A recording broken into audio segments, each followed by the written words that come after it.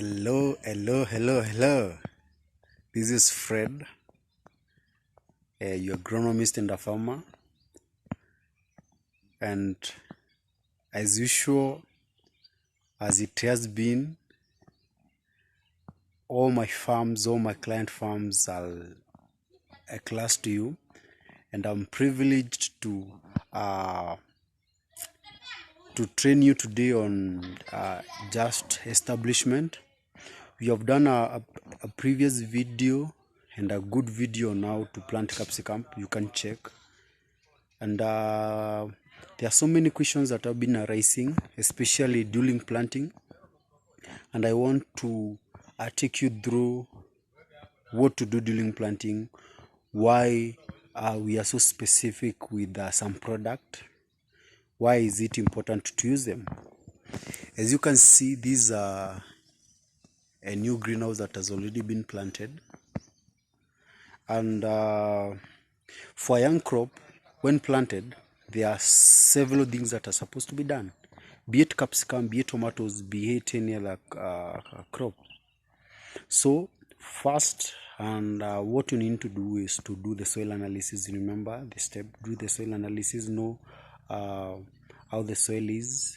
You can, in soil analysis, there are several things you need to consider. You can check on pest infestation, you can check on diseases, which is pathology, and also you can check on nutrition. On pest, normally we usually check on nematode. After doing the analysis is always done subject to the crop that is going to be planted. If you are going to do tomatoes, you are going to use tomato as a guideline. If you're doing to do capsicum, you'd use capsicum as a guideline. Any other crop that you do, that's what guides you to analyze the soil. So after the analyzing the soil, it gives you a head with the recommendation if the disease is present on what to do. If it's absent, also you are guided on what to do. If it's present, you can be told to avoid that house, or you can be given the recommendation of what is supposed to be done from the lab. From there, you prepare your farm. As you can see, the beds are well prepared. We did a lot of manure as advised in our soil analysis. Manualing was done.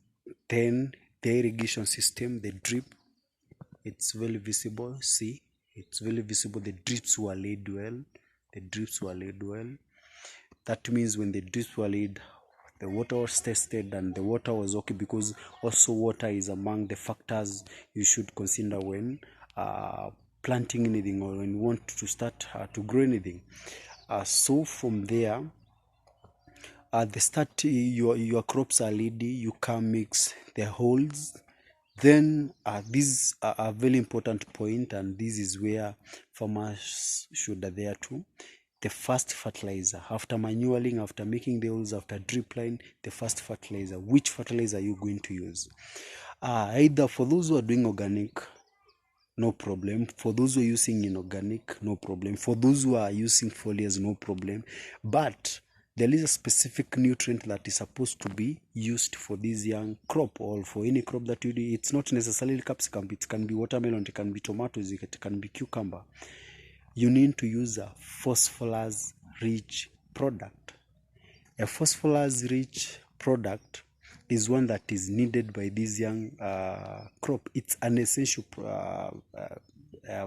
nutrient. It cannot be replaced by anything. Phosphorus cannot be replaced by potassium. It cannot be replaced by nitrogen. Why phosphorus? Phosphorus allows or gives this young crop a good root network. Remember, it needs for it to start feeding, it needs to develop roots very well. That is the work of phosphorus. Also, development of the stem, that's the work of the phosphorus. So you need phosphorus for it to have a good root network and development of the stem. From there, all phosphorus products have nitrogen in them. So nitrogen takes over in vegetating, developing new shoots and new leaves. So anything that you do, either you're doing organic, inorganic, make sure you consider a product rich in phosphorus. That's why you are told there are specific product that you are told this is a planting product. It's rich in phosphorus. Don't do any other mistake. Make sure you don't do a potassium. Remember, don't do a potassium product. Don't come with an NPK potassium. And if you're going to do an NPK, do an NPK with NNP, that is nitrogen and phosphorus. Like usually, if you are not doing, you wanted to do an NPK, you can do 23, which is a good product. And example, the most strong product rich in phosphorus among them is DAP, diammonium phosphate, very rich in phosphorus and good nitrogen. And another good product that I usually use, that is Yara Miller Power, which is a very soluble product, good for the young crop.